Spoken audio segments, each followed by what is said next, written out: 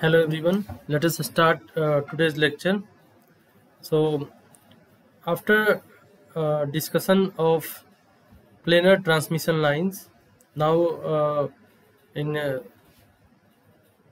planar transmission lines, uh, two types of these lines are discussed in a previous lecture, your strip lines and micro strip lines. So you have seen that the fabrication of micro strip lines are very easy. You can easily fabricate these lines in your laboratory, and only requirement is there is a thin conductor over the dielectric, and it supports the microwave frequencies. Now in today's lecture uh, I will discuss about the next media, or you can say uh, next guide to for propagating the microwave frequencies. And actually it guides the microwave frequency, and depending on the shapes of its cross-sectional area, the name given to this propagating media, that is waveguides. So as name suggests, it guides the wave. Wave means microwaves, and a number of classifications and a number of types and a number of research are going for the these waveguides. Some are using different shapes and different cross-sectional for improving the parameters of guides.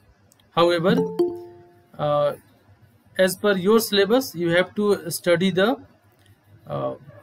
two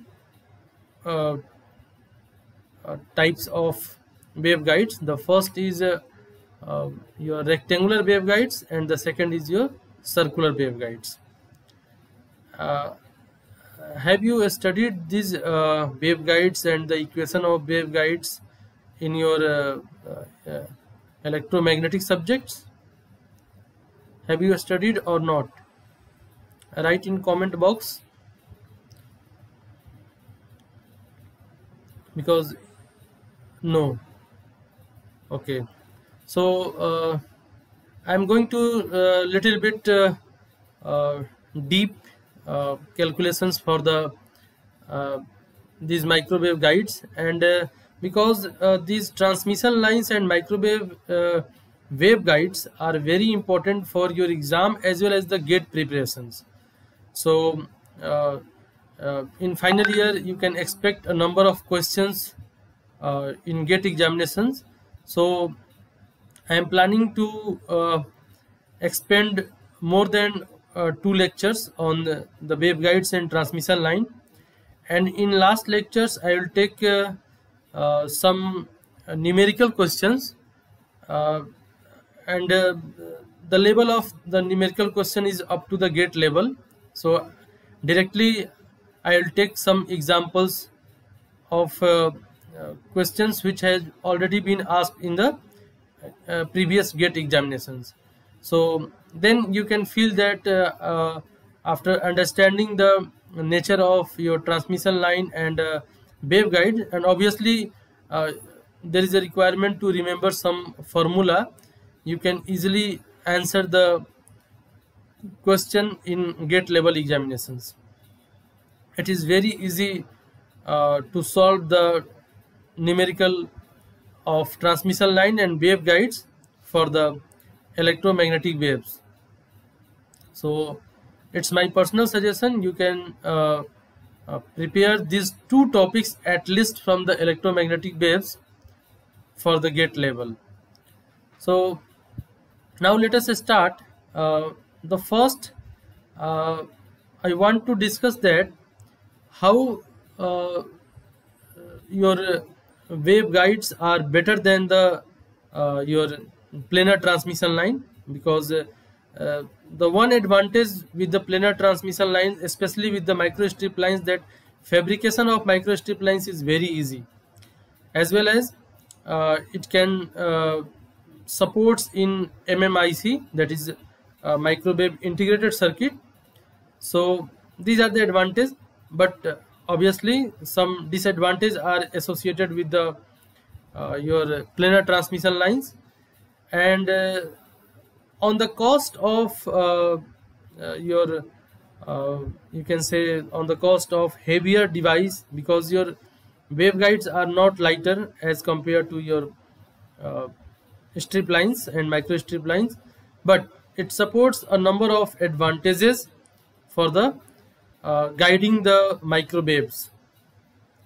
So I'm going to present you uh, a small introduction part about the rectangular waveguides and circular waveguides, and after that we will see how we can establish uh, equations, and how we can extract the parameters, how can correlate the parameters in formula, and obviously we are going to use some Maxwell equations. So at least you are familiar about the Maxwell equations, uh, the integral form and differential form of Maxwell equations. I can hope you know. You know about the Maxwell equations? Have you heard the name of Maxwell equations? Yes. So okay, so we are going to use some Maxwell equations to derive the equation. And one thing you should remember about the waveguides, whatever the calculations is going on, uh, you have to take some assumption. And assumption is because it is a three-dimensional things, so we are going to take z direction as the direction of propagation. So we always assume that our uh, cross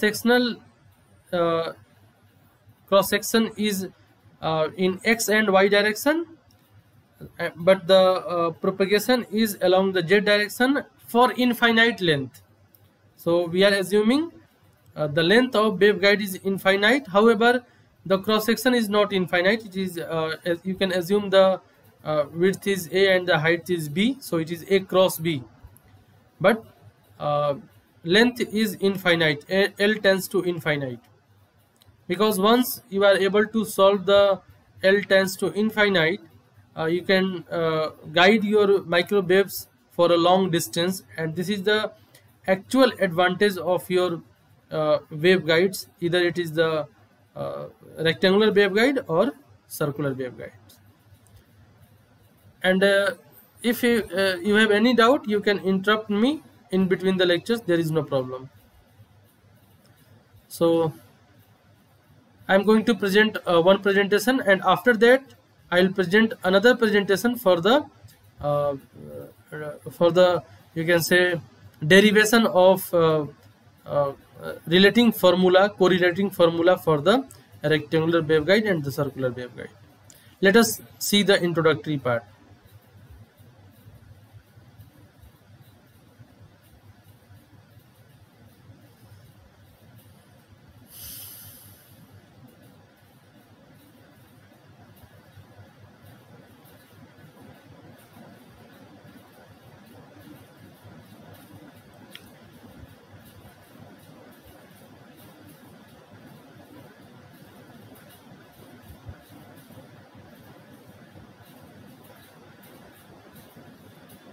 So you can see here a number of guiding media for the microwaves are here. It starts with the coaxial lines, and we already discussed about the coaxial line. Nearly TEM modes are supported by the coaxial line. Then very simple two-wire line, it also acts as a transmission line. And then there is a micro strip lines, and micro strip lines and the strip line, but from the planar lines, the micro strip lines are very famous. Now we are going to enter for the rectangular waveguide and circular waveguide. Actually it is a hollow metallic type of passive components, and the hollow area inside the rectangular waveguide or circular waveguide may be filled by the air or may be filled by the dielectric.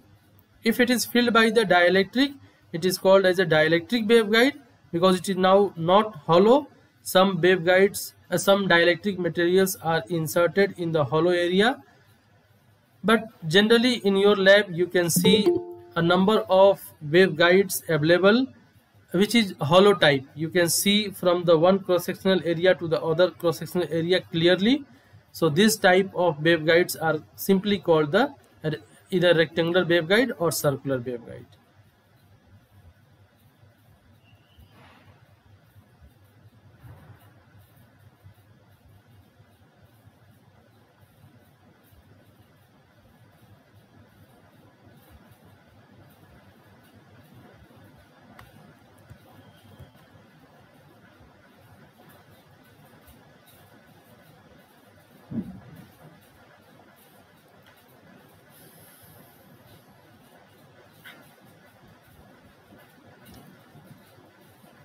Okay, I want to ask one question from your side.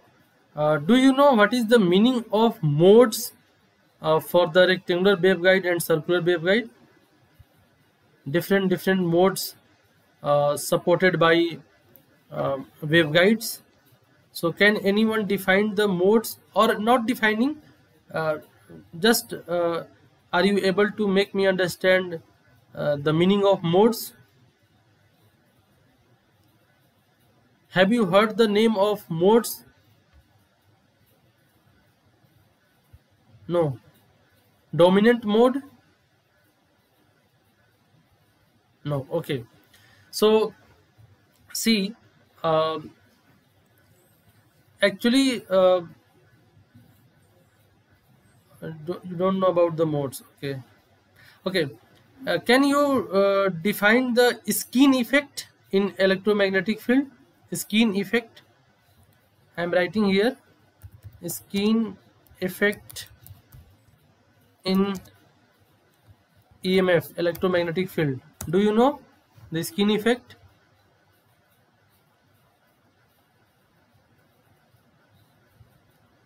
I think you are because a number of lectures and a number of topics are already covered in your electromagnetic field and theory.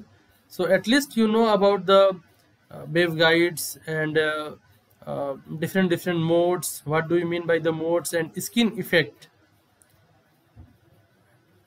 Okay, if you don't know skin effect, write in the comment box. I will explain the skin effect.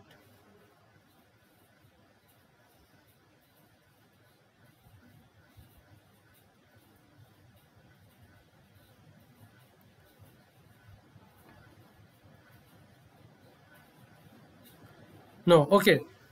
Actually the propagating of you can say microwaves inside a hollow metallic tubes. You can assume your waveguides as a hollow metallic tubes, like your you can say for example, if you are using a water pipe, so you are using the water pipes. So what is the function of water pipes? It may be a metallic pipes, it may be a normal plastic pipe. So it acts as a guide for propagating the water from inlet to the outlet. Simple. So water is going to be propagated. Similarly,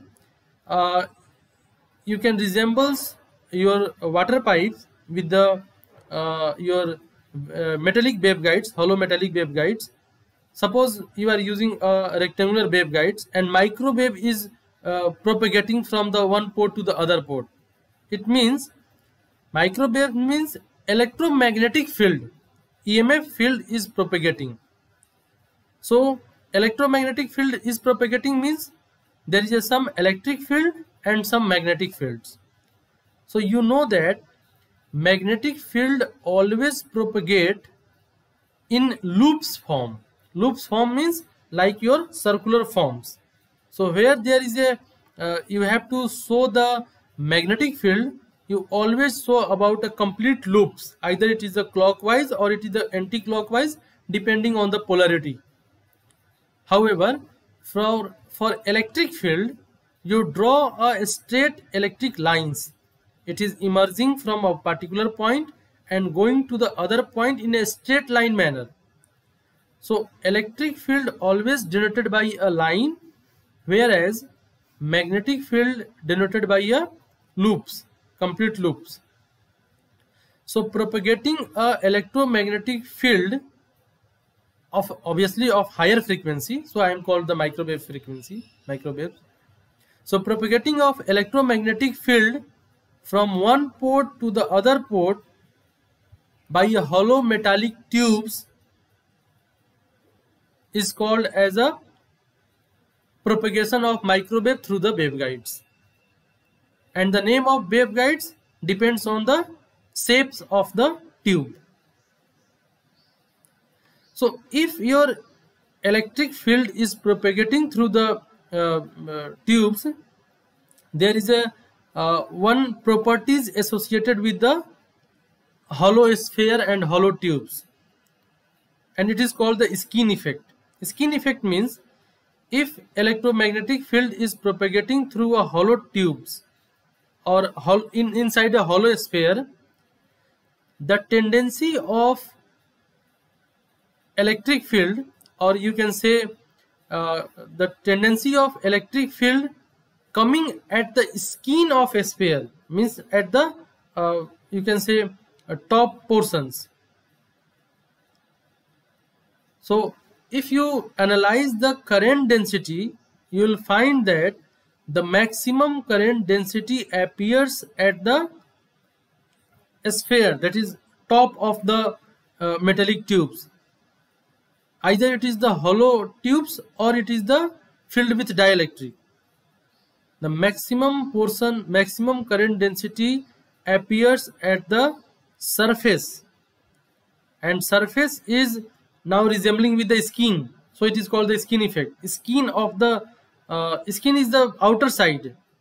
If you see your body, skin is the outer side. So maximum current density appears at the outer side, on the surface of the metallic tubes or metallic spheres, and the least current density found in the center, that is the core of your tubes or a sphere.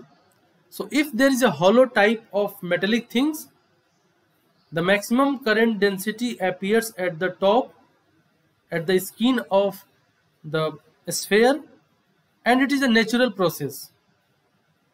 It is observed, and this type of effect of a conductor is called as a skin effect. So these all electromagnetic fields are guided by the your surface of the waveguides. So there is a chance to radiate the your microwaves in the environment in form of heat, and hence a small losses occurred, and these losses can be minimized by using appropriate dielectric as well as the appropriate frequency ranges. So every waveguides, depending on its characteristics, that is the types of your conductor, because if you are using a pure conductor, there is a complete 100% reflections. So if reflection takes place, ideally there is no loss. If there is a 100% reflection, ideally there is no loss. So it depends on the conductivity of your tubes. So this is your skin effect.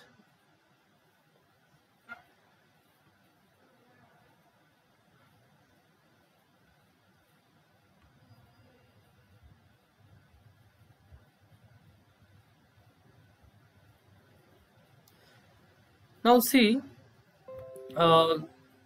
this is the introductory part. Now before this, uh, uh, see this diagram. Actually, if you see this diagram, you have two types of modes are here. One is TE mode. The first diagram is TE mode, that is called the transverse electric mode.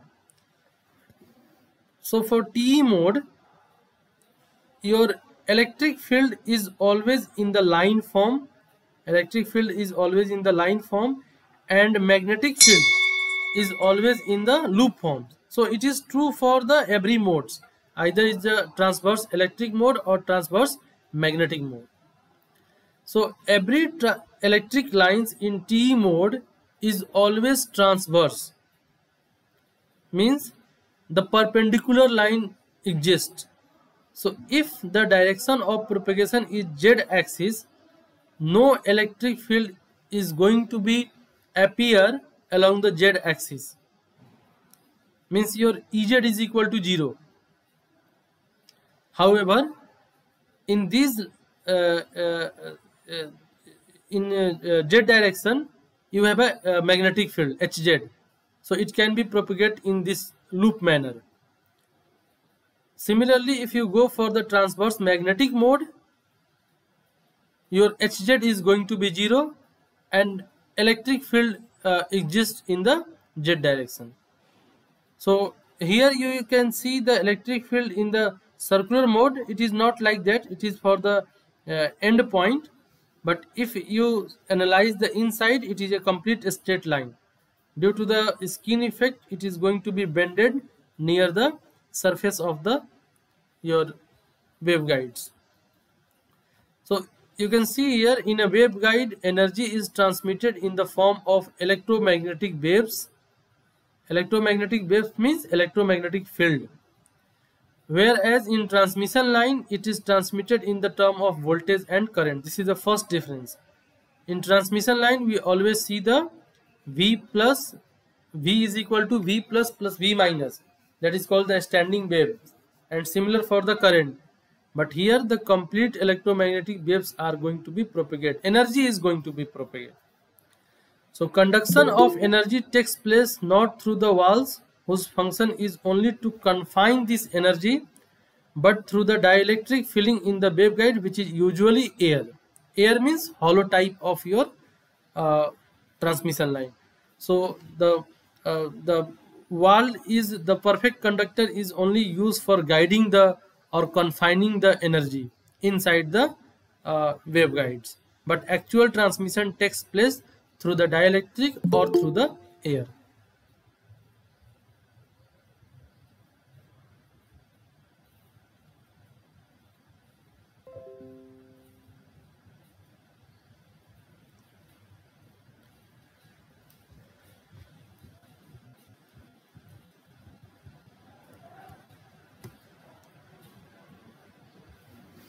Now see advantage of waveguide over a transmission line.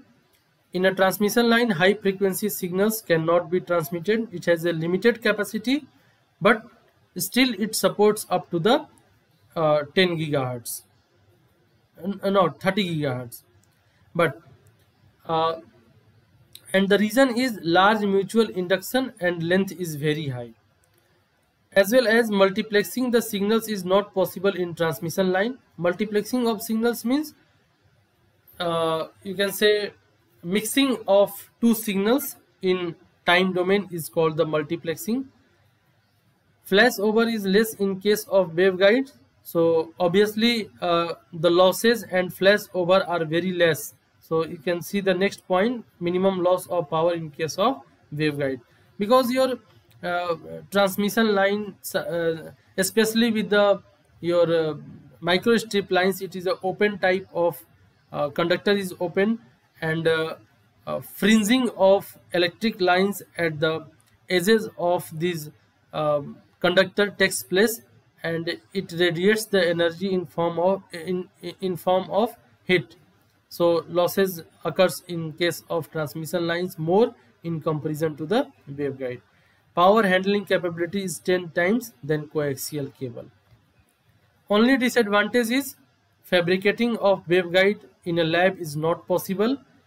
Weight and the size of waveguides is greater than your planar transmission lines in comparison to the planar transmission lines. So here there are two types of rectangular waveguide. Two types of waveguides: rectangular waveguide and circular waveguides. And higher maximum operating frequency is 3 GHz to the 100 GHz. So you can expect up to the 100 GHz.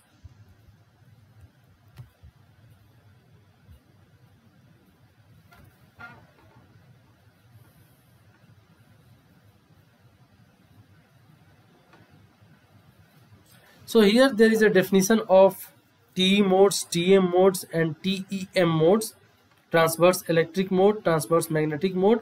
So you can see here in transverse electric mode, electric field is perpendicular to the propagation of wave.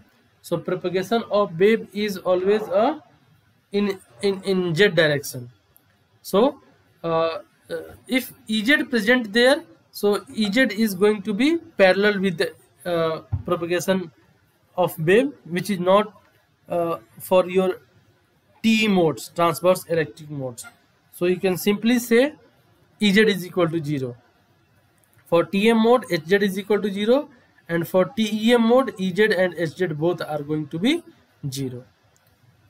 So in rectangular waveguide, if TEM strikes the wall, as it is a conductor, it gets absorbed by the wall, whereas in rectangular waveguide, reflection takes place when TEM strikes wall. Therefore, TEM cannot be propagated through the rectangular waveguide, but it exists in the circular waveguide. So you can make note that TEM always exists in the circular waveguide. It is not going to be associated with the rectangular waveguide.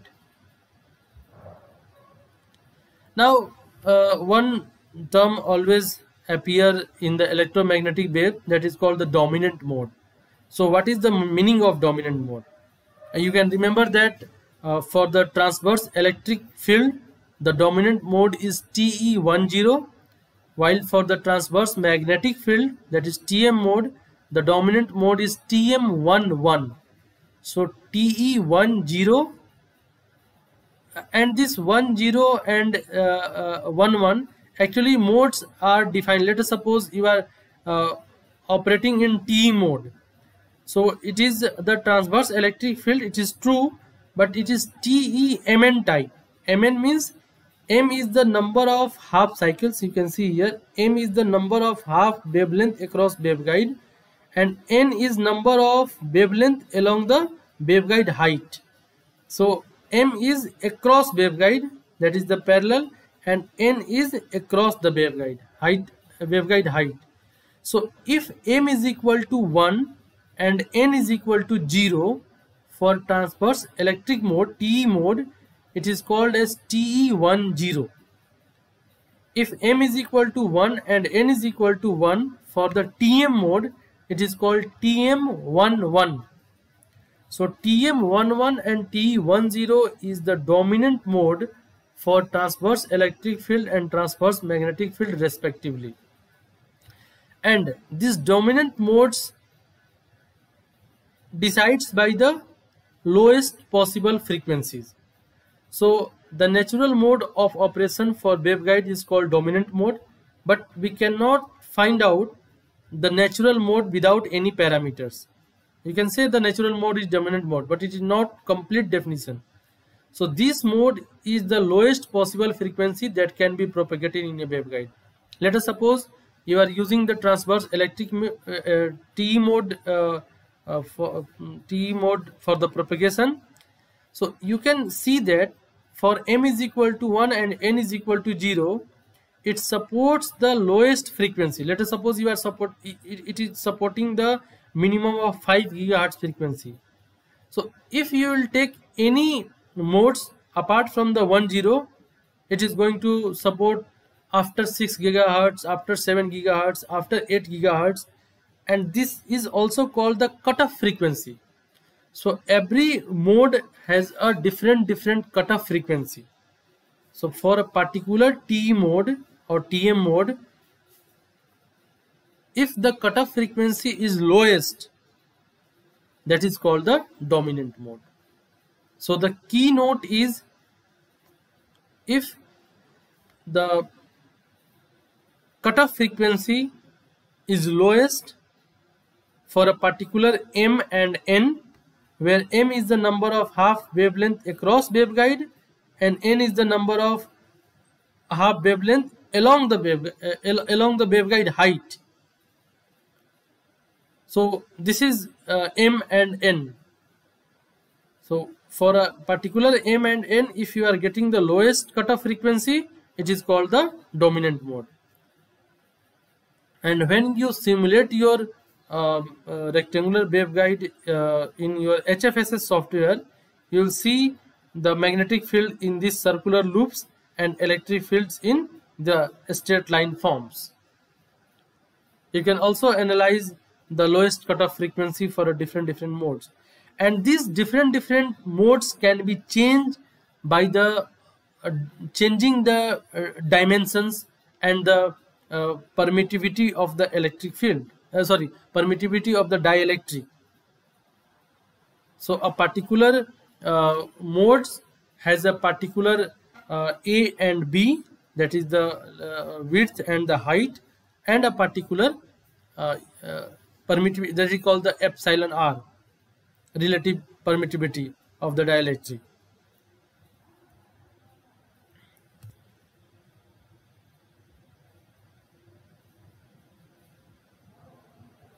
So this shows the n is equal to 1, that is the one circle, n is equal to 2, that is the two circles. This is the simulation of m is equal to 1 and m is equal to 2. Two half cycles are there.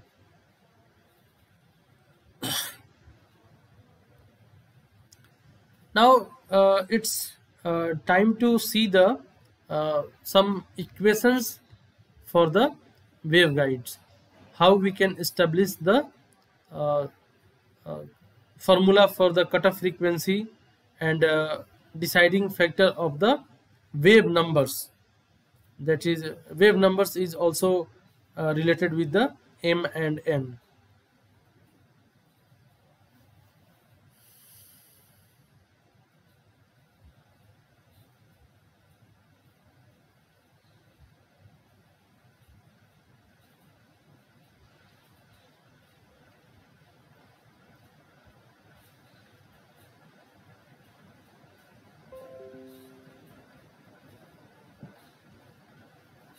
Now see, this is the again introductory part, and it correlates the your hollow transmission lines with the water pipes. Now see the first rectangular waveguide. This is the geometry of rectangular waveguide, and the parameters of the rectangular waveguides is like that. This is A, you can say the height is B and the width is A. So A is along x-axis, B is along y-axis, and the propagation is along z-axis. In z-axis, the boundary is denoted by these zigzag lines. It denotes that the length is infinite.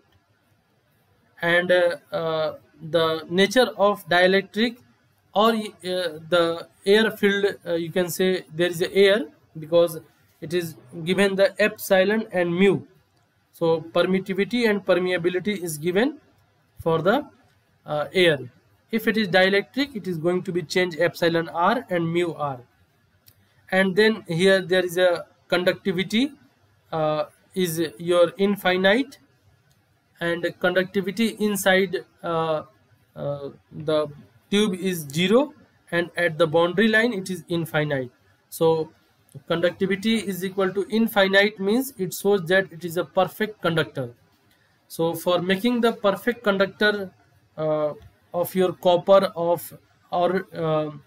some other metallic material, we use internal and external paints, special paints, to make conductivity approximately equal to the infinite for waveguides. So these are the parameters for the rectangular waveguides. Now there is an assumption of the rectangular waveguides. The waveguide is infinitely long, oriented along z-axis, and uniform along its length. There is no change in the dimension along the its length, that is the z-axis. The waveguide is filled with a source-free, lossless dielectric, and guide walls are perfectly conducting. So lossless dielectric means your sigma is equal to 0, epsilon mu is equal to 0, and source free means there is no external source are given, and walls are perfectly conducting means sigma c. Sigma c is for the wall, because one time you are looking here sigma is equal to 0, here sigma c is equal to infinite. And the fields propagating through the waveguides are time harmonic. Time harmonic means harmonically dependency on the time, that is e to the power j omega t dependency. So it depends on the harmonic time variance, that is e to the power j omega t. Now this is a very I have taken a simple calculations. So these are the assumptions, 3 assumptions. After that, the electric and magnetic fields of general wave propagating in plus z direction through a waveguide with guide propagating through gamma g. Now see this gamma g are characterized by a z dependence of e to the power minus gamma gz. Means this it is propagating along the z direction, so it is going to be multiplied by the z, and it shows that gamma is a particular term which is a combination of some attenuation part and the phase constant. Why attenuation part? Because e to the power minus gamma g into z, so minus shows that it is going to be decay. So decaying is possible with the some attenuation, so it is denoted by the minus gamma g into z. So the general field of EH can be expressed inside the guide are given by, remember that we are not talking about the at the for the surface, we are talking about the inside. So inside of the rectangular waveguide, your electric field is defined as the vector EXYZ. So dependency on XYZ. So in next term we are separated the Z parameters by e to the power minus gamma GZ. It shows that the propagation is along the Z direction. So now EXY means E is in the XY direction into e to the power minus gamma GZ. So it completely shows the dependency of electric field in XYZ direction. Again, this EXY can be written in the form of unit vector for X, Y and Z. So the because it has a 3 components. However, it is depending on the XY, but it is in the 3 dimension. So it has 3 components as per the unit vector EX, EY and EZ. So EX X unit vector, EY Y unit vector and EZ Z unit vector. So we can write the EXY in the X, Y and Z component like this. It is similar for the magnetic field H, X, Y and Z. Now this gamma G is generally a complex value, but sometimes it is a imaginary value, because your gamma G can be written as a real part plus imaginary part. So real part is denoted by alpha, and alpha G, G for guide, G for the guides, wave guides. So you can also write down gamma is equal to alpha plus J beta. There is no need to write every time G. So alpha denotes the real time and beta denotes the imaginary, where alpha is your waveguide attenuation constant means if somehow if it is a lossless type of your waveguides, alpha is going to be 0, and at that time your gamma is pure imaginary. Generally, if there is some losses, and beta is waveguide phase constant, so it is radian per meter. It shows that per meter how much radian is going to be changed. The phase is going to be changed, but constantly going to be changed. Similarly, there is a attenuation, means there is a attenuation in the energy, but it is it is a constant term, means decreasing the energy with a constant you can say effect. So in note you can see that the propagation constant is purely imaginary. At that time alpha g is equal to 0 and gamma g is equal to j beta. Then there is a possibility for purely imaginary when the wave travels without attenuation or lossless. So if the no losses, then alpha is equal to 0. Otherwise it is a complex value. Now the next task is to obtain complete E and H field of wave propagation in plus z direction.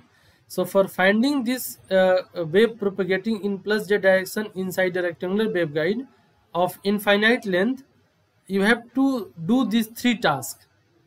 The first task is express transverse field. Transverse field means perpendicular field. So if the propagation direction of propagation is z, then transverse is x and y. So Ex, Ey, Hx and Hy, these are called as the transverse field, whereas Ez and Hz is called as the axial field components, which is parallel to the propagation of waveguides. The second task is obtain solution for the axial, that is Ez and Hz, from the wave equations. So we have to obtain the solution for Ez and Hz from the different wave equations which are described in first task, that is Ex, Ey, Hx and Hy, and then obtain the Ex, Ey, Hx, Hy from Ez and Hz. We have to do these 3 tasks for analyzing the rectangular waveguides. We will do these 3 tasks in next lecture, that is tomorrow at 10 am. And for today's this is just we have to do these 3 tasks. Remember these 3 tasks.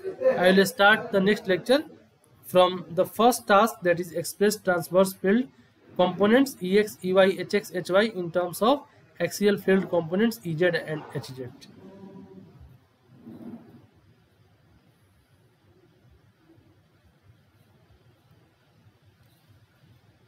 So in today's lecture we can just conclude the things we have already covered. We have covered the basic of your waveguides, then construction of your rectangular waveguides, then how waveguides are better than in comparison with the strip lines, and how strip lines are better in comparison with the waveguides. Then what is the skin effect, and then your propagation of electromagnetic energy through the rectangular waveguide. We have started the discussion about the finding Ez and Hz in terms of Ex, Ey and Hx and Hy, which will give the cutoff wave number and different formula for finding the parameters, especially for the cutoff frequency. So most probably we will complete this waveguide theoretical parts in next lecture, and after that for third lecture of waveguide we will solve at least 5 to 6 numericals of the from GATE questions. Then you can I think your confidence will improve by solving that question yourself, and I will also explain the solution here. You can easily solve the equation based on the formula which you will find in next lectures. So thanks for today. If you have any doubt, you can ask by unmute your mic or writing in chat box. Otherwise you can leave the class. Thank you.